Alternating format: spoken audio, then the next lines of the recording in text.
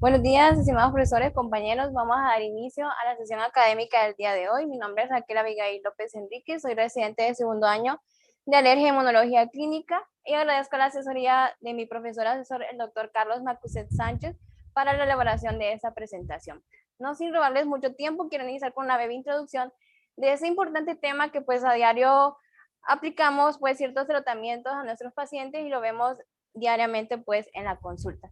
Sabemos que aproximadamente 400 millones de personas en todo el mundo padecen de rinitis alérgica. De hecho, se prevé que las enfermedades alérgicas lleguen a ser una pandemia mundial, como lo fue la pandemia del COVID-19. Para el 2021 existen registros en los sistemas nacionales de México que 8.5 millones de mexicanos presentaban asma como una enfermedad respiratoria crónica que ocupaba los primeros lugares en los servicios de urgencia. Y ustedes podrán decir qué papel tiene el alergólogo, pues en el tratamiento de esa futura pandemia. De hecho, si les dijera que existe un tratamiento capaz de modificar la respuesta inmune, eso sería hace más de 100 años una pues respuesta controvertida. Pero ahora mismo podemos ver que gracias a los avances técnicos, científicos y otras herramientas y estudios científicos, vamos a tener que hoy sí podemos modificar esa respuesta inmune y que de hecho lo que sí quiero que se lleven a sus casas en esa presentación es que la respuesta a todas esas enfermedades alérgicas está en nosotros mismos. ¿Y cómo es eso? Es a través de nuestro sistema inmunológico. Vamos a empezar con conceptos básicos. ¿Qué es la inmunoterapia? La inmunoterapia va a ser la administración creciente de alérgenos específicos a aquellos pacientes que tienen una hipersensibilidad de tipo 1, es decir, mediada por IgS y una clasificación de Helicombs. Y la inmunoterapia va a estar indicada para todos los pacientes que presenten enfermedades alérgicas. De hecho, siempre ha sido una pregunta controvertida para ciertos tipos de enfermedades, pero sí existe evidencia para el uso de rinitis alérgica, rinoconjuntivitis alérgica, asma alérgica y un poco más controvertido o en investigación para el caso de la dermatitis atópica. Lo que sí sabemos y que hemos venido viendo alrededor de todas estas clases es que la urticaria y angedema, aunque tienen mecanismos parecidos por la liberación de histamina por parte de los mastocitos, no se utiliza la inmunoterapia en estos pacientes. Y recientemente pues existe también la inmunoterapia para aquellos pacientes que son alérgicos al veneno de ciertos himenópteros o otros insectos. El uso de la inmunoterapia, necesariamente el paciente tiene que documentársele una IgE específica contra ese alérgeno y no solo basta por las pruebas de laboratorio, llámese IgE sérica, pruebas de parche, pruebas pues cutáneas, sino también de que debe de correlacionarse los síntomas que presenta el paciente frente a la exposición del alérgeno. Y algo que quiero que tengan en mente durante toda la presentación es esta imagen, porque en esa imagen presumen todos los mecanismos que hace la inmunoterapia para inmunomodular esa respuesta frente a un alergeno. Sabemos que si existe una sensibilización alérgica a nivel de las vías respiratorias, en primer lugar, el alergeno, como vemos en esta situación, debe de ser endocitado por la célula dendrítica que se encuentra en el epitelio respiratorio. Después, la célula dendrítica tiene que migrar hacia los ganglios linfáticos regionales para poder presentar el antígeno a los linfocitos TH0 y que ocurra una diferenciación a un linfocito TH2 que va a producir, pues lo que sabemos, citocinas de tipo inflamatorio como la interleucina 4, la interleucina 5 y 13, que van a activar a las células plasmáticas cuyo fin final va a ser la producción de inmunoglobulina E y por lo tanto la desencadenante de los síntomas alérgicos en el paciente. ¿Qué es lo que puede hacer la inmunoterapia? Ya sea en cualquiera de sus modalidades, ya sea subcutánea, sublingual, intralinfática, epicutánea, va a ser modificar esta respuesta. En primer lugar, van a incrementar los niveles de células T reguladoras y también los niveles de IgG4. Las células T reguladoras sintetizan interleucina 10, factor de crecimiento tisular beta, interferón gamma. Y son importantes porque, por ejemplo, la interleucina 10 va a ser capaz de disminuir la síntesis o la liberación de histamina a través de los mastocitos y también la disminuir la producción de proteína catiónica de eosinófilos, lo cual pues también va a modificar la respuesta inmune en el paciente. De manera particular, la inmunoterapia también se ha visto que incrementa los niveles de células T foliculares reguladoras, las células T foliculares reguladoras y también las células B reguladoras. Estas, en primer lugar, están encargadas de sintetizar interleucina 21 y 4, las cuales son, pues, en cierta parte, alarminas para que se produzca la proliferación de células B y también aumente la síntesis de anticuerpos y por lo tanto las células B también van a ser encargadas de contribuir a ese incremento de esa interleucina 10 y al factor de crecimiento tisular beta. De manera particular para la inmunoterapia sublingual, Aquí el mecanismo va a diferir un poco en cuanto a que las células que tienen un papel fundamental van a ser aquellas células de Langerhans que se encuentran en la mucosa oral y que de igual manera van a presentar los antígenos pues a los ganglios linfáticos. En el caso de la inmunoterapia intralinfática, sabemos que la disrupción de la barrera cutánea permite la penetración más fácil al epidermis de estos alergenos. Y de hecho, pues la inmunoterapia, como vamos a ver más adelante, genera una mayor potencia en comparación con la subcutánea y la sublingual, porque directamente están penetrando alergenos a lo que son los ganglios pues linfáticos regionales. Entonces, esta va a ser la única inmunoterapia que va a aumentar no solo los niveles de IgG4, sino que va a ser la única inmunoterapia que va a aumentar los niveles de IgG2. ¿Sí? Ahora bien, sabiendo eso, existen ciertas modificaciones en el sistema inmune cuando utilizamos la inmunoterapia.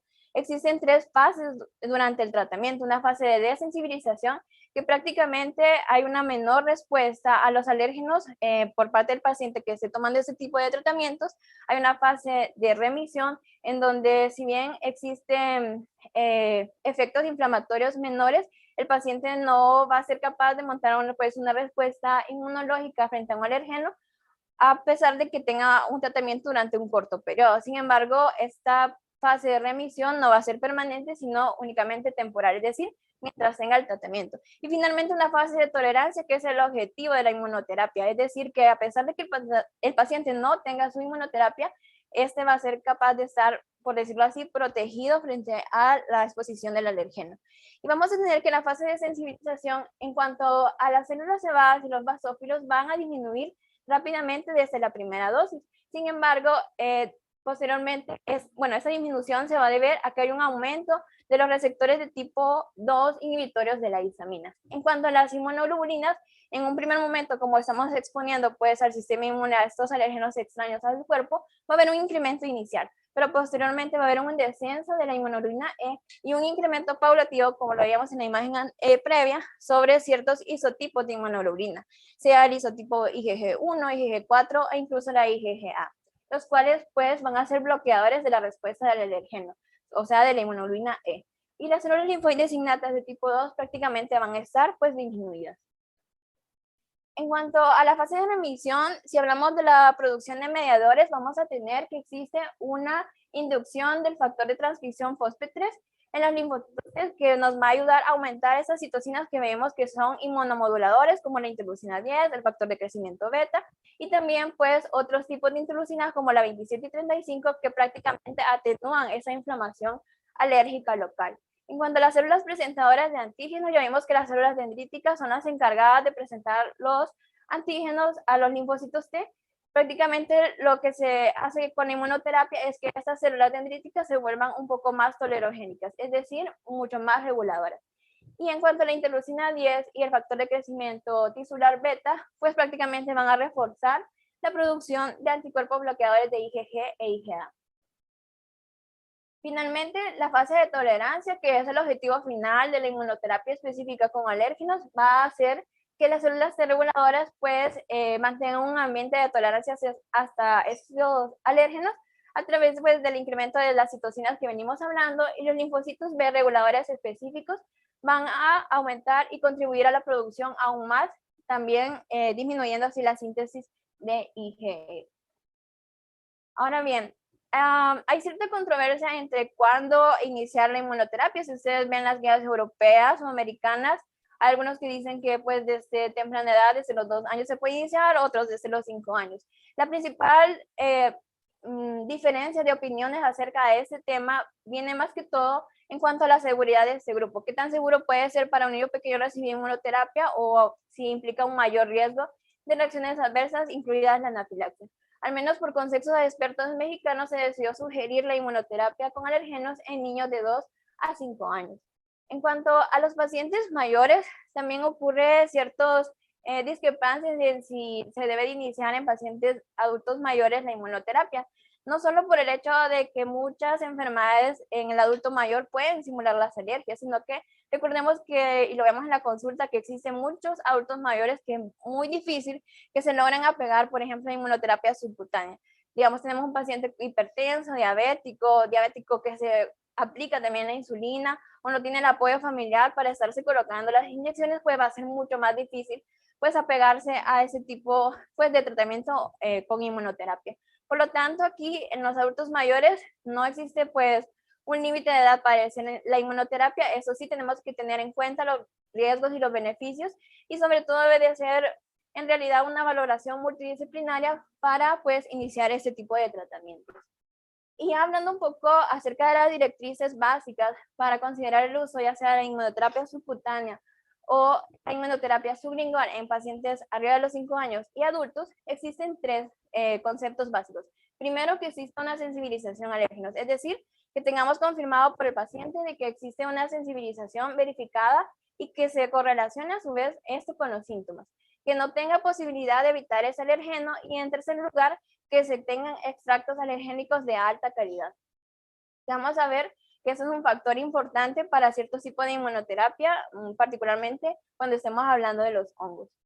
Existen ciertas indicaciones para recomendar el inicio de la inmunoterapia. Hay unas que tienen evidencia alta, otras que son moderada alta. En el caso de la evidencia alta, tanto para niños y adultos, van a ser enfermedades como rinitis o rinoconjuntivitis estacional o perenne, con el objetivo de obtener un beneficio ya sea a corto o largo plazo. El asma, con el objetivo de reducir síntomas, disminuir el uso de medicamentos, disminuir la hiperreactividad específica de la vía respiratoria y, en último fin, pues mejorar la calidad de vida del paciente. En el asma y alergia comprobada al ácaro de polvo casero, que tenga también alergia a polen de gramíneas, árboles, con el objetivo también de reducir el uso de medicamentos. En el asma leve o moderada controlada, con el objetivo de reducir también los síntomas y uso de medicamentos. Y podrán decir, en el asma moderada a grave, asma difícil de tratar, está indicada la inmunoterapia, pues eso también es de valorarlo. Las guías mexicanas actualmente recomiendan que si se va a iniciar inmunoterapia en estos pacientes, se debe de controlar el asma, principalmente manteniendo una prueba objetiva con espirometría, con un valor, una relación de BEF1 y capacidad vital forzada. También son otras indicaciones con evidencia alta aquellos pacientes que tengan alergia respiratoria mono o polisensibilizados, y también que tengan una coexistencia de rinitis y asma. En cuanto a la evidencia moderada baja, va a ser con niños y adultos, paciente asmático, que nuestro único objetivo sea disminuir la exacerbación de asma o hiperactividad inespecífica de la vía respiratoria. Tiene una evidencia moderada porque pues existen otros factores que podemos modificar en estos pacientes que hay que corroborar antes de iniciar la inmunoterapia, que tengan asma y alergia comprobada gato-perro, con el objetivo también de reducir síntomas o uso de medicamentos, y lo que venimos hablando acerca del asma moderada grave. Y pues es controversial en el uso de la dermatitis atópica. ¿En qué circunstancias clínicas no se sugiere iniciar inmunoterapia? Sobre todo porque no existe suficiente evidencia científica. Aquellos pacientes con asma, con el objetivo nada más de mejorar parámetros de pruebas de función respiratoria, y asma y alergia a hongos, que vamos a profundizar más allá de la presentación, que estén monosensibilizados a ellos, y tampoco existen al momento evidencias actuales junto con pacientes que tienen alergia respiratoria y que solo están monosensibilizados a la cucaracha. Existen ciertas contraindicaciones relativas para el uso de inmunoterapia. El asma grave, como venimos diciendo, que no esté controlada, genera un mayor riesgo de presentar en estos pacientes reacciones sistémicas a la inmunoterapia. En cuanto al embarazo, debido a la preocupación que existe de la seguridad de este tratamiento, no se va a recomendar su inicio durante el embarazo, sobre todo si está en fase de incremento de dosis. Si el paciente usa beta bloqueadores, no es que sea una contraindicación, sino más bien que tenemos que pues notificarle al paciente que si en dado caso llega a presentar pues una reacción de anafilaxia, puede ser mucho más difícil llegar a controlar por la menor respuesta que hay a la adrenalina. En cuanto al uso de inmunosupresores, inmunomoduladores pueden también reducir la eficacia en inmunoterapia, y aún no se conoce pues el efecto que tenga este tipo de tratamiento sobre la respuesta inmune en estos pacientes. Las enfermedades en las que esté contraindicada pues el uso de adrenalina, neumopatías crónicas, infarto agudo de miocardio reciente, arritmias significativas, hipertensión no controlada, también van a ser contraindicaciones relativas.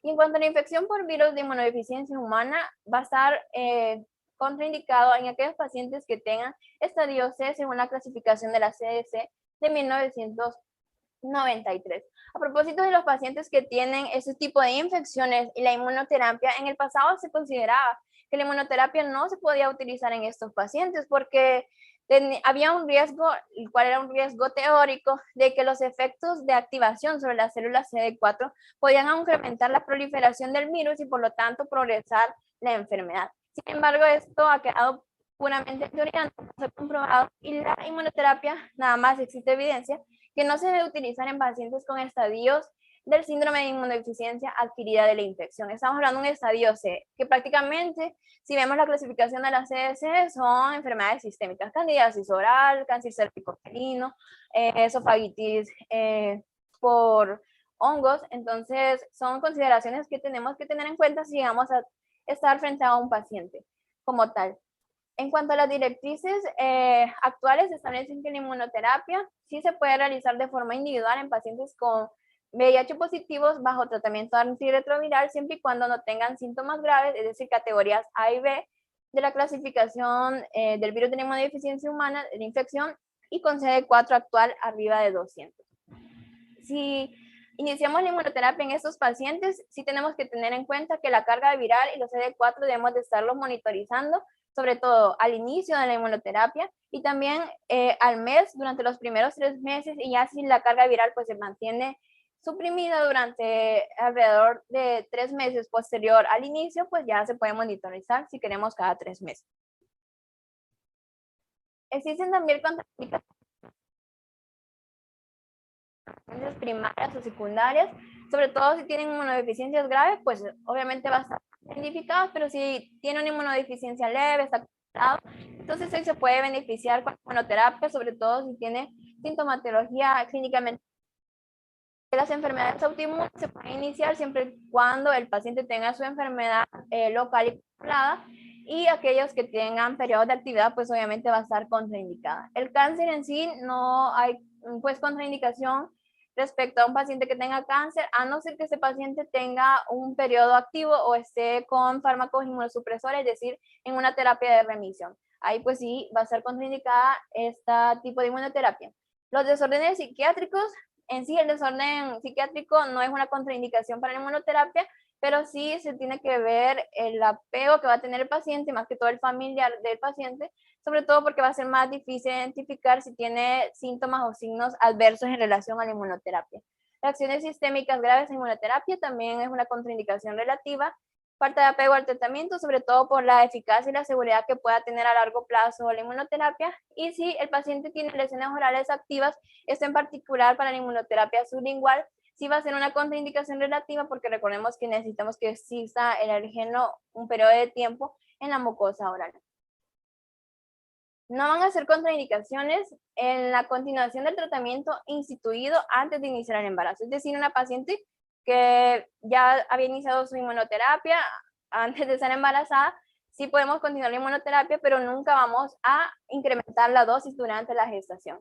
En cuanto a la lactancia, pues no existe evidencia de que existan riesgos respecto a ese tema. Y a contraposición de los usos de beta bloqueadores, el uso de ECA no se ha visto que ha incrementado el riesgo de reacciones tanto adversas locales si se están utilizando estos medicamentos, así como el uso de inhibidores de la MAO o estabilizantes del ánimo. Bueno, existen otros tipos de inmunoterapia. La inmunoterapia subcutánea, que pues es la con la cual estamos más familiarizados. Sabemos que la inducción de mecanismos de desensibilización es a través pues de la aplicación de inyecciones, las cuales pueden ser pues mensuales. Hay otra literatura que pues nos dice que se pueden prolongar hasta 3-5 años. En cuanto a la inmunoterapia oral, el alérgeno se administra en forma acuosa, ya sea en cápsulas, prácticamente se deglute y en su mayor parte es absorbida por la mucosa intestinal, llevados a las placas de Peyre en el intestino, y se produce la polarización de las células T reguladoras. En la inmunoterapia sublingual, una vez que se capta el alérgeno por las células dendríticas de la mucosa, se transporta a los ganglios linfáticos regionales, específicamente en el anillo de Waldeyer, para la producción del cambio a un perfil hacia linfocitos TH1. Y la epicutánea prácticamente son parches que se colocan en la piel con el alérgeno requerido, se dejan por 48 horas y se van a aplicar semanalmente. La aplicación de la cubierta del parche no solo va a disminuir la córnea de la epidermis, sino también que va a activar a estos queratinocitos para que produzcan también citocinas proinflamatorias y así incrementar pues la penetración del antígeno al epidermis. Y finalmente la inmunoterapia intralinfática se va a administrar por inyecciones directas del alérgeno a los ganglios linfáticos inguinales. Eso puede ser guiado por palpación, pero lo ideal es que sea con ultrasonido, y este va a ser a su vez fagocitado por las células dendríticas foliculares y sus péptidos, las cuales van a ser presentadas por el complejo mayor de histocompatibilidad tipo 2 a las células B, en particular en la zona clara de la centrogeminal.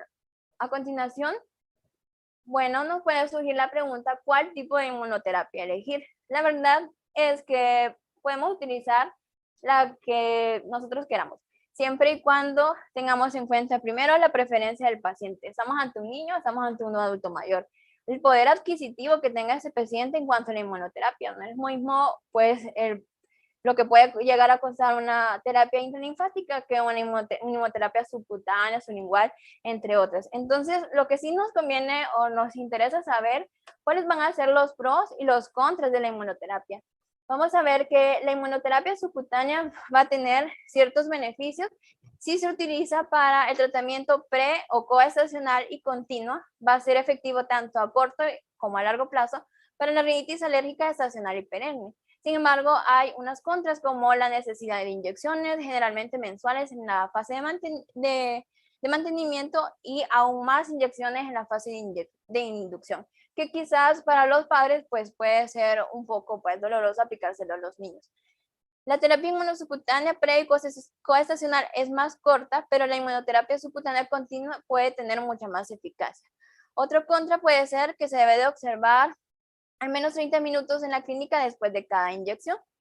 Y en el caso de la inmunoterapia subcutánea, tras años continuos, es eficaz a largo plazo para la rinitis alérgica, ocasionado sobre todo por el polen pasto, lo que considera un pro para este tratamiento. Sin embargo, un contra puede ser las reacciones alérgicas sistemas moderadas a graves, aproximadamente 1 en 2000 de probabilidad por inyección. Además, puede ser un contra los efectos adversos locales, nada más que tenemos que tener en consideración que estos efectos adversos pues generalmente son menores y pues poco frecuentes.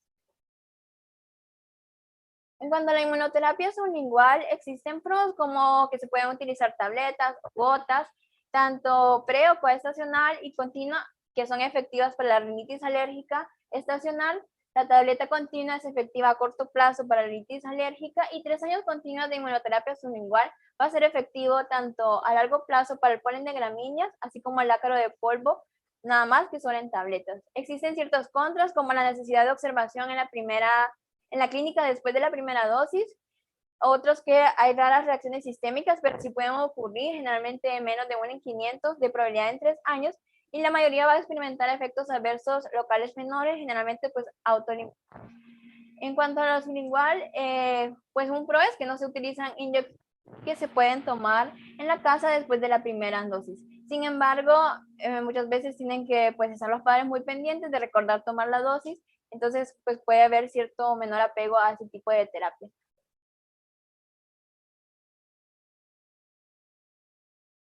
En cuanto, si hablamos acerca del tiempo, la inmunoterapia subcutánea por lo general se requiere inyecciones semanales durante los primeros 6 meses, luego mensualmente durante 3 a 5 años, y se debe de esperar, como ya dijimos, 30 minutos en el consultorio. Y en el caso de la inmunoterapia sublingual no existe una respuesta obvia para dejar el tratamiento. La disponibilidad de alergenos, como vemos actualmente, es múltiple para la inmunoterapia subcutánea. Sin embargo, para la inmunoterapia sublingual existe un número limitado de disponibilidad de estos mismos, y como veíamos en las guías, existen diversas controversias en cuanto a qué edad iniciar este tipo de tratamiento. Según la FDA, es decir, en Estados Unidos, la inmunoterapia subcutánea está aprobada para mayores de 5 años, y en particular, terapia sublingual, si hablamos del para mayores de 5 años hasta los 65 años, si hay una combinación de 5 hierbas de 5 a 65 años. En el caso de ambrosia, de manera particular a partir de los 18 a 65 años, y el ácaro de polvo doméstico de iguales edades. El beneficio a largo plazo para la inmunoterapia subcutánea va a ser al menos 3 años después de haber finalizado el tratamiento, y en la inmunoterapia sublingual va a ser al menos 1 año después del tratamiento, e incluso pues se han observado que en algunos estudios con solamente el Zacate Timothy hay un efecto sostenido de alrededor de 2 años. Vamos a ir hablando poco a poco de cada uno de los tipos de inmunoterapia. Vamos a empezar con la inmunoterapia epicutánea. El primer estudio que se tiene alrededor de este tipo de tratamiento es en 1921 a través de Valery y Dacre, que demostraron que la administración de alergenos en la piel redujo los síntomas alérgicos en pacientes que estaban sensibilizados a alergenos de caballos. Posteriormente se han desarrollado otros sistemas epicutáneos diferentes para mejorar la penetración de los alérgenos, y esto ha demostrado una alta tasa de adherencia y seguridad. Existen dos métodos para poder aplicar los alérgenos. Existe un método de extracción con cinta adhesiva, que prácticamente lo que se hace es la eliminación física de las capas córneas de la epidermis antes de la administración del parche del alérgeno. Esto nos garantiza que haya una mayor difusión del alergeno a las capas epidérmicas y pues que se crea un estado proinflamatorio, y así pues hay una mejor interacción entre el antígeno y la célula presentadora de antígenos. Y en el sistema de hidratación y oclusión, como lo vemos en la imagen, prácticamente se coloca una cámara, la cual es oclusiva, y el agua va a condensarse y va a subir desde la capa basal hasta el estrato córneo de la epidermis. Eso permite que las células dendríticas capten el alergeno, migren hacia el ganglio linfático regional después de 6 horas de haber aplicado el parche, y van a alcanzar su máxima concentración alrededor de las 24 horas. La verdad es que el uso de la inmunoterapia epicutánea, algunos artículos hablan de ella, pero este número de estudios son limitados y existe mucha heterogeneidad en los estudios que se han hecho. Por lo tanto, esos estudios deben de interpretarse con cautela. Al menos esta revisión sistemática y metaanálisis que se ocupó inmunoterapia epicutánea, brinda evidencia de que hay una alta certeza de que puede lograr este tipo de tratamiento de sensibilización en pacientes que tengan alergia al maní, con un mayor efecto si es menor de 12 años. Sin embargo, para la alergia a la leche de vaca y la alergia al polen de gramínea sigue aún siendo incierta. En el artículo que tenemos a su mano izquierda, vemos que fue 8 ensayos doble ciego controlados con placebo, fueron realizados en niños y adultos, incluían 4 estudios sobre la rinoconjuntivitis por polen de gramíneas, 1 sobre alergia a la leche de vaca y 3 sobre alergia al maní. Y se concluyó que la inmunoterapia epicutánea podía ser segura y efectiva en rinoconjuntivitis y alergia alimentaria. Sin embargo, como les repito, esos estudios deben de interpretarse con cierta cautela. En cuanto a la inmunoterapia intralinfática, la ventaja principal de esta inmunoterapia es que solo se necesitan 3 inyecciones guiadas, las cuales pueden ser con ultrasonido a dosis bajas en los ganglios linfáticos con un intervalo de tiempo de 4 semanas, lo que hace posible incluso que se haga un tratamiento a largo plazo alrededor de los 2 meses. Las indicaciones actuales prácticamente van a ser pues las que veíamos anteriormente: rinitis alérgica, rinoconjuntivitis alérgica. Utilizando extractos de polen de gramíneas y abedul, se han hecho estudios para sensibilización a dermatofagoides farinae y teronícidos y alergenos de perros y gatos. La base inmunológica, como veíamos en los mecanismos fisiopatológicos o en la fisiopatología que veíamos en la segunda diapositiva, va a ser que los antígenos en un ganglio linfático van a ser mucho más inmunogénicos que pues otro tipo de inmunoterapia, sobre todo porque es más fácil que un antígeno encuentre una célula T y B propiamente pues en el ganglio. Les quise traer aquí a mención de cómo se va a aplicar este tipo de inmunoterapia. Va a ser en el cuadrante superior externo que tenemos en la imagen, es decir, en los ganglios linfáticos a lo largo de la vena circunfleja ilíaca superficial, que prácticamente tiene ciertas ventajas. Primero, que estos ganglios están ubicados de manera superficial, a menos de 5 milímetros de la piel, incluso en pacientes que presentan sobrepeso. También hay diferencias en la presión ortostática. No es lo mismo la producción de linfa del área abdominal que la producción de linfa de las piernas. Y la vena acompañante, que es la vena circunfleja ilíaca superficial, generalmente es relativamente pequeña, por lo que puede haber menor riesgo de punción durante el procedimiento. Se deben de inyectar alrededor de un volumen de 100 microlitros de preparación de estos alérgenos. Y si el paciente tiene preocupaciones en cuanto al dolor de este tipo de inmunoterapia, la verdad que el dolor que pudiera llegar a sentir es muy similar a una inmunoterapia subcutánea. No existe en los ganglios linfáticos ni en los tejidos grasos pues una inervación fuerte que genere una especie pues de dolor sumamente importante. Entonces la inmunoterapia intralinfática pues todavía es un tratamiento que está en prueba de concepto, no hay suficiente evidencia convincente para su uso rutinario, pero puede ser que esto cambie a lo largo del tiempo.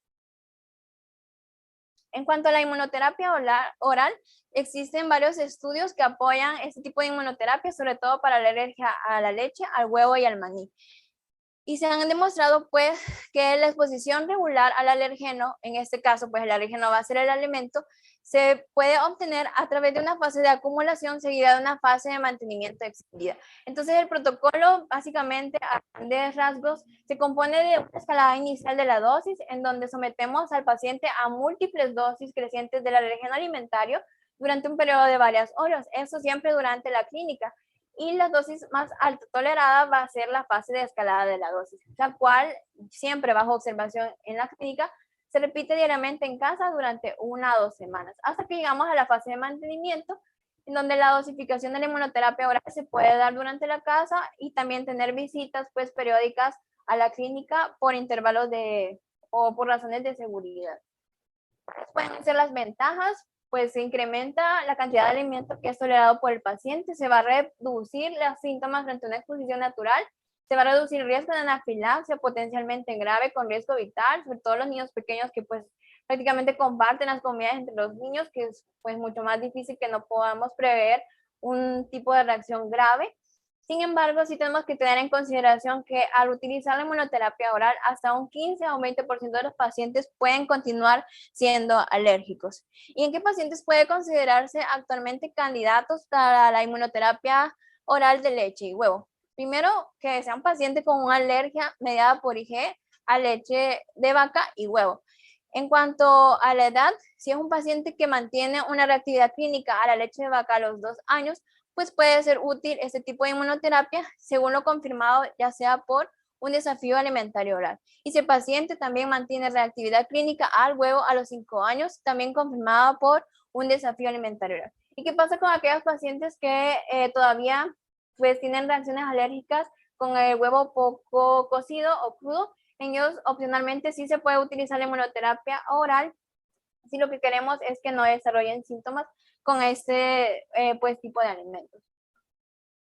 ¿Qué pacientes pueden no ser considerados actualmente candidatos para este tipo de inmunoterapia? Prácticamente, pues, no difieren mucho de la inmunoterapia subcutánea o sublingual. Pacientes que tengan alergia a la proteína de la leche de vaca o alergia al huevo que no es mediada por IgE, que tengan un asma no controlada, debe de controlarse la enfermedad antes de iniciar la inmunoterapia, igual que la dermatitis atópica grave, un diagnóstico previo de esofagitis eosinofílica, porque una de las principales, o se ha visto complicaciones con la inmunoterapia oral con los alimentos, es el desarrollo de una esofagitis eosinofílica, una enfermedad inflamatoria intestinal, mastocitosis o que esté con tratamiento inmunosupresor. A excepción del omalizumab, que sí se ha visto que puede potenciar la inmunoterapia oral. En cuanto a la inmunoterapia oral al huevo, pues prácticamente consiste en la ingesta decreciente de las proteínas del huevo hasta conseguir la ingesta de un huevo, que es lo normal en la dieta de un adulto, o la dosis diana que fijamos para el paciente en particular. Siempre debe realizarse en un ambiente hospitalario. ¿Por qué? Porque se han visto incluso que con pruebas de reto oral hay casos documentados de muerte debido al uso pues, de esas técnicas de diagnóstico.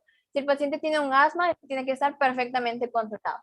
Se ha demostrado eficaz para conseguir la desensibilización en pacientes alérgicos al huevo, pero en realidad se desconoce el tiempo de mantenimiento necesario para mantener esa tolerancia o que otros factores puedan influir en la misma. En los estudios se observa una evolución de tolerancia en los porcentajes que no es insignificativa, que va del 38 al 75% de los pacientes con alergia a la proteína de la leche de vaca y al huevo con un periodo de mantenimiento de 4 años. Las reacciones adversas sí son frecuentes, hasta el 91% de los pacientes pueden tenerlas y el 16% de las dosis administradas sí se pueden llegar a presentar. Generalmente la mayoría pues, van a ser leves y autolimitadas y hasta un 5% de pacientes con inmunoterapia oral con huevo van a precisar de adrenalina. ¿Y qué dosis debemos de alcanzar para la inmunoterapia oral para leche y huevo? Existen varias discrepancias, pero todos pues han acordado que en el caso de la leche de vaca, una cantidad de 200 a 250 ml que venía equivaliendo a 6 gramos a 7.5 gramos de proteína es cantidad suficiente pues o la dosis que se debe de alcanzar para llegar a mantenimiento. Con respecto al queso hecho de leche de vaca, se debe de tener en cuenta la concentración de las proteínas para cada una de las variedades de los quesos. Y en cuanto al huevo, hay ciertas consideraciones. Eso va a depender de qué es lo que se quiere llegar a lograr. Lo que queremos es que el paciente tenga una dieta normal, libre, sin restricciones. Lo que queremos es que el paciente tenga la posibilidad de comer huevo cocido, pero con restricción del huevo crudo, o que queremos protegerlo contra las trazas o incluso contaminación cruzada.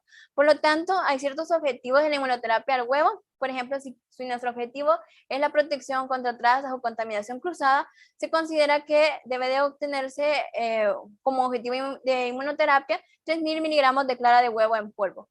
Si nuestro objetivo es una dieta normal sin restricciones, lo que se quiere llegar es a que el paciente pueda consumir un huevo entero, lo que consideraríamos que representa una tolerancia de 30 ml de clara de huevo, 45-50 mililitros de huevo entero o bien 10 gramos de huevo entero pasteurizado, o lo que equivaldría en gramos de proteínas a ser 3.5 gramos, 6 gramos de clara de huevo. Y si nuestro objetivo es proteger contra la exposición ambiental, pues prácticamente se dice que el objetivo va a ser 2.2 mililitros de clara de huevo cruda o bien su equivalente.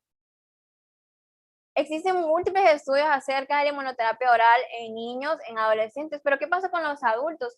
Me pareció interesante traerles este artículo que se publicó en el Journal de Alergia e Inmunología en el 2023, que hablan sobre la eficacia y seguridad de la inmunoterapia en alergia alimentaria en adultos. Y si vemos acá los cuadritos en rosado, fue el uso de epinefrina tanto en la clínica, y los azules fue el uso de epinefrina en la casa. Investigaron pacientes adultos alrededor de una N96 contra ciertos alergenos alimentarios, leche, huevo, maní, sésamo y otras pues frutos secos. Y lo que se vio en particular para la leche es que los adultos tenían un mayor riesgo de reacciones graves, como vemos acá, en comparación a los niños. Y también habían unas tasas más altas de fracaso en los adultos sometidos a la inmunoterapia. Para otros alimentos, este tipo de tasas fue incluso pues más bajo. En cuanto a los biomarcadores de respuesta de inmunoterapia de alérgenos, aún no existe un biomarcador que esté validado o aceptado, que ese 100% nos va a dar confianza de que el paciente está protegido contra la respuesta a estos alérgenos. Sí se sugiere que pues hay una fuerte que apoya la relación entre la IgE sérica y la IgE total para predecir la eficacia del tratamiento. Incluso los aumentos de la IgG4, como veíamos también en la fisiopatología, se han relacionado consistentemente con un resultado clínico, pero no pues existe un biomarcador 100% confiable. Y una pregunta que nos hacen los pacientes en la consulta: después de que termino mi tratamiento, ¿me van a hacer otra vez pruebas cutáneas? Pues la verdad que no existe evidencia para eso. No hay evidencia de que la reducción en la pápula, de que pues sea un marcador confiable de la sensibilización a nivel individual. Incluso se ha sugerido que estar aplicando de manera repetitiva estas pruebas pues puede inducir nuevas sensibilizaciones al paciente. Entonces, pues no está recomendado realizar pruebas cutáneas para tratar o como un criterio para continuar o suspender la inmunoterapia, ya que esta decisión la vamos a tomar en torno a la clínica del paciente. A excepción de la inmunoterapia para venenos de insectos, en donde es así, se sugiere repetir las pruebas cada 3 a 5 años. Y hablando de los himenópteros y otros insectos, existen ciertas indicaciones para la inmunoterapia adultos y niños con antecedentes de reacción adversa sistémica grave, ya sea por picaduras de abeja o véspidos, y evidencia demostrable de anticuerpos IgE específicos para el insecto implicado. Como veíamos al principio de la presentación, síntomas clínicos y que tengamos evidencia de IgE. No nos basta solo tener una reacción local pues leve. Pacientes mayores de 16 años que tengan una reacción sistémica leve, o sea, limitada, local a la piel, pero que también tenga evidencia detectable de anticuerpos IgE específicos para el insecto implicado. Adultos y niños que también tengan antecedentes de reacción adversa sistémica o bien local por picadura de hormiga de fuego importada, y también que tenga evidencia demostrable de IgE específica. En quienes no se va a recomendar la inmunoterapia con veneno, pues lo que les comentaba, aquellos pacientes que solo tengan reacciones locales, incluidas reacciones locales grandes, es decir, una roncha de 10 centímetros que dura más de 24 horas, pero que no tienen ninguna evidencia con ningún tipo pues, de estudio de laboratorio, particularmente IgE sérica, y que sea una sensibilización detectada incidentalmente, sobre todo aquellos pacientes que pues, se hacen estudios como el ALEX, en donde pues, le sale sensibilización a ciertos insectos, pero el paciente no tiene síntomas, pues en ellos no se debe de considerar la inmunoterapia con veneno. La dosis de la inmunoterapia para himenópteros tiene una dosis de inicio y una dosis de mantenimiento que va de 1 microgramo a 100 microgramos de veneno para la dosis de veneno, que implicaría o es equivalente a 2 a 10 picaduras de estos himenópteros. En los pacientes que ya tienen instalada la inmunoterapia para veneno y que siguen presentando reacciones sistémicas graves, es decir, con una dosis de mantenimiento de 100 microgramos, se puede aumentar hasta 200 microgramos de veneno por inyección, una dosis que se ha considerado eficaz para lograr la protección en estos casos. En el caso de los extractos que tenemos de veneno disponibles tanto para diagnóstico y tratamiento, existen a nivel mundial chaqueta amarilla, el veneno de abeja, el avispón de cara blanca y la avispa amarilla. Los dimenóteros idealmente pues estandarizados, y al menos en México en forma comercial solo se encuentran disponibles extractos no estandarizados para abeja y avispa. La duración recomendada de la inmunoterapia va alrededor de 3 a 5 años. Hay una evidencia que es de alta fuerza, que 5 años va a proveer una mayor protección que alrededor de 3.5 años, y que incluso hay pacientes que tienen mayor riesgo de presentar reacciones adversas con este tipo de inmunoterapia, sobre todo si tienen más de 5 años, tengan un antecedente de anafilaxia en la abeja, mastocitosis o bien una reacción anafiláctica durante el tratamiento con la inmunoterapia. En ellos hay que repetir las pruebas OIG específicas, ¿sí? Se puede considerar repetirlas cada 2 a 3 años, sin embargo, tener en cuenta que no van a predecir de manera confiable una protección exitosa o una falta de respuesta sostenida. Si el paciente tiene pruebas cutáneas negativas y una IgE sérica negativa, sí se puede considerar suspender el tratamiento con inmunoterapia, pero esto rara vez va a suceder antes de los 5 años. En cuanto a la inmunoterapia contra la hormiga de fuego importada, también existen indicaciones precisas, pacientes que tengan antecedentes de anafilaxia con ese tipo de hormiga, o pruebas cutáneas o IgE específica de alérgeno del extracto de cuerpo entero para la hormiga. También existe un protocolo de inducción que dura alrededor de 4 a 6 meses, y después un protocolo de mantenimiento que prácticamente vienen a ser los extractos de la Solenopsis invicta o una mezcla de extractos de esta con Solenopsis rickettsii. Lo que sí se sabe es que al terminar la inmunoterapia, las reacciones de anafilaxia disminuyen hasta un 2% y las reacciones sistémicas hasta un 5 a un 9%. Y una pregunta que siempre pues, nos hacen en la consulta es que si existe tratamiento para la picadura de insectos hematófagos, ya llámese mosquitos, tábanos, escarabajos, piojos o pulgos. De hecho, las picaduras por insectos hematófagos generan reacciones mediadas por IgE hasta un 75% de los casos. Unas pueden ser inmediatas, otras tardías hasta un 50% de los casos. La mayoría de ellas son mixtas. En general, una reacción localizada grande o atípica, es decir, equimótica, que presenta vesículas del paciente, sí se debe considerar en sí una reacción alérgica. Sin embargo, no se dispone actualmente de inmunoterapia con alérgenos estandarizada contra insectos que pican. Y un tema que quise atraer a bien presentación es la inmunoterapia con hongos, porque la verdad es que existe poca información respecto a la inmunoterapia hacia los hongos, porque no hay estudios a largo plazo, porque se ha visto que la eficacia y seguridad no es en relación a todas las especies de hongos, que hay más de 80 millones de especies que pueden ser alergénicas. Lo que encuentran en las guías mexicanas es nada más esa consideración, que no se sugiere iniciar la inmunoterapia en niños y adultos con asma y alergia a hongos con el objetivo de reducir síntomas y uso de medicamentos, o aquellos que tengan alergia respiratoria inmunosensibilizados. Entonces, pues me dio la tarea de buscar por qué es que la inmunoterapia a hongos no está pues realmente comprobada su eficacia, y es que más de 1 millón de especies de hongos diferentes, 80 hongos aproximadamente, se han relacionado con la alergia respiratoria, y eso pues que no se han descubierto otros. Actualmente el diagnóstico y la terapia específica de la alergia a los hongos se ven obstaculizados principalmente por 2 factores, por la calidad y por la seguridad. Entonces se ha demostrado eficacia de inmunoterapia con extractos de hongos en 79 pacientes que fueron tratados activamente en 4 ensayos controlados, pero fueron solo a 2 especies de hongos, Alternaria alternata y Cladosporium herbarum. Y vamos a tener que los hongos representan una fuente alergénica compleja que puede producir una gran cantidad de inmunoglobulina E, incluso más allá de la cantidad que se produce frente a la exposición del polen. De manera particular, por ejemplo, Aspergillus fumigatus, se ha detectado un número total de 80 alergenos que son reactivos con la inmunoglobulina E. Debido a que la mayoría de toxinas fúngicas son compuestos grasos y son de bajo peso molecular, los procesos para obtener extractos que son de alta calidad es bastante difícil. Generalmente se someten a procesos de diálisis e incluso desengrasado.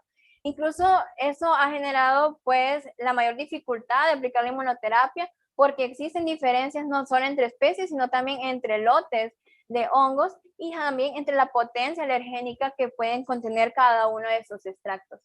Entonces, también hay otra dificultad porque no hay extractos disponibles para las ascosporas fúngicas, que prácticamente son las que con frecuencia dominan en el aire durante la estación, particularmente en el otoño, y que generan pues crisis o episodios de asma de fuerte intensidad. Entonces estos extractos pues no están disponibles, y lo que sí tenemos que tener en consideración es que existe evidencia de que las enzimas proteolíticas que están presentes en algunos hongos pueden digerir a otros antígenos, por lo cual no debe de combinarse nunca pues o se debe de separar el polen y otros extractos con alto contenido de actividad lítica cuando se utilicen mezclas. Y actualmente, pues, las indicaciones para inmunoterapia a hongos y mohos incluyen prácticamente que el paciente tenga síntomas clínicos y la exposición actual al alergeno, que esté confirmado mediante una prueba de IgE, la exclusión de otros factores que pueden causar estos síntomas y la disponibilidad de extracto de alérgenos, que prácticamente pues es casi que nula. Al momento solo se disponen extractos estandarizados para alternaria alternata. Entonces, el principal problema que tenemos es que faltan suficientes estudios prospectivos que apoyen la eficacia de inmunoterapia a alérgenos de hongos y mohos. Muchos autores pues destacan la eficacia de la inmunoterapia para alternaria en pacientes con rinitis alérgica y o asma bronquial. Esto se aplica para niños y adultos y va a ser el único alérgeno del moho en que la documentación médica confirma una mejora significativa después del tratamiento en estudios controlados, incluso en duraciones después de hasta 36 meses. La inmunoterapia para hongos, como les había explicado antes, faltan seguimientos a largo plazo en los pacientes que reciben inmunoterapia contra alternaria. No hay comentarios sobre cuánto tiempo debe persistir el efecto después de la desensibilización con la alternaria. Y una pregunta que surge es que si en realidad la inmunoterapia con alérgenos de hongos promueve la modificación del asma en pacientes alérgicos alternarios, va a ser una pregunta que aún no tiene respuesta. Actualmente, hasta la fecha, solo se tienen documentados estos 9 estudios que comparan la inmunoterapia para hongos contra placebo. Fueron alrededor de 268 pacientes con una media de 27 pacientes, limitados a 2 especies, Cladosporium herbarum, Alternaria alternata. Utilizaron inmunoterapia subcutánea en 6 estudios, sublingual en 2 y inmunoterapia oral en 1. La media de duración para cada estudio fue de 1 año, para 7 estudios, de 3 en 2 estudios.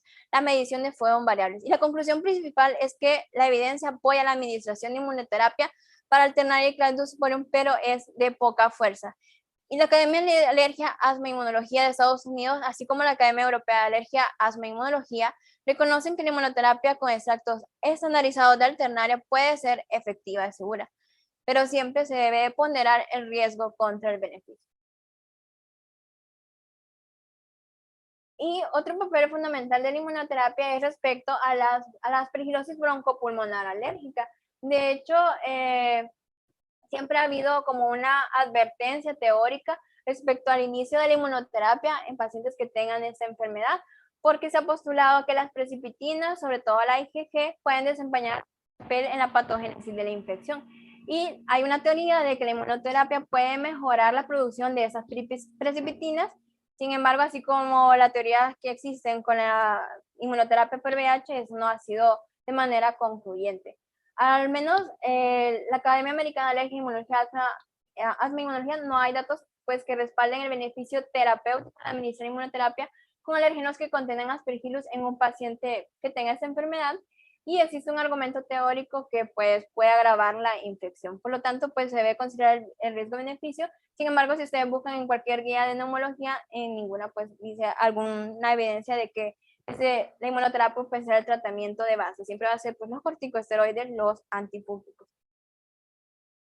Y en cuanto a la cucaracha, que es un insecto de riesgo, sabemos que los niños y los adultos que tienen asma, que prácticamente se han vuelto una epidemia en las casas. Hay 3 tipos que son importantes: la Periplaneta fulginosa, la Periplaneta americana y Blatella germanica. Todos estos se cree que las fuentes alergénicas provienen de los cuerpos enteros, de la piel, de las secreciones de la materia fecal e incluso la envoltura de huevos. Vamos a tener que las cucarachas producen varios antígenos y se han definido más de 10 grupos. Lo que sí se recomienda es fuertemente nunca mezclar alérgenos con alta actividad enzimática, es decir, lo que habíamos viniendo a ver en esta presentación, cucaracha, moho, con aquellos alérgenos de baja actividad enzimática como son los pólenes, por el riesgo potencial que haya de degradación de estos últimos. Existen estudios que apuntan que puede haber una mejoría con la inmunoterapia para la cucaracha, pero las limitantes de los extractos van a ser prácticamente similares a la de los hongos. Y incluso en Estados Unidos la preparación de alérgenos de cucarachas todavía se consideran extractos los cuales no están estandarizados.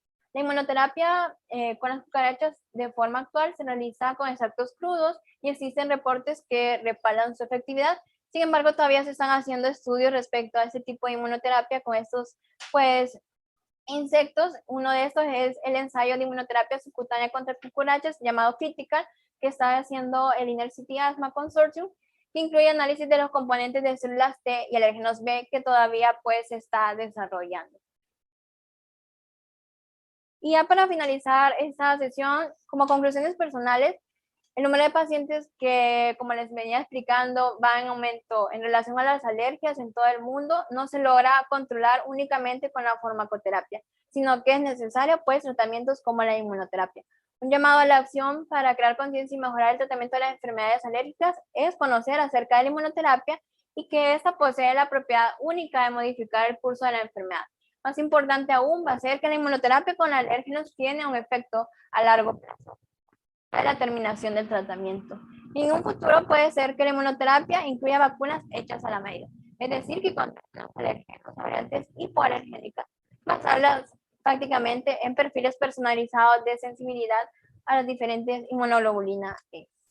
Por su atención prestada, muchas gracias.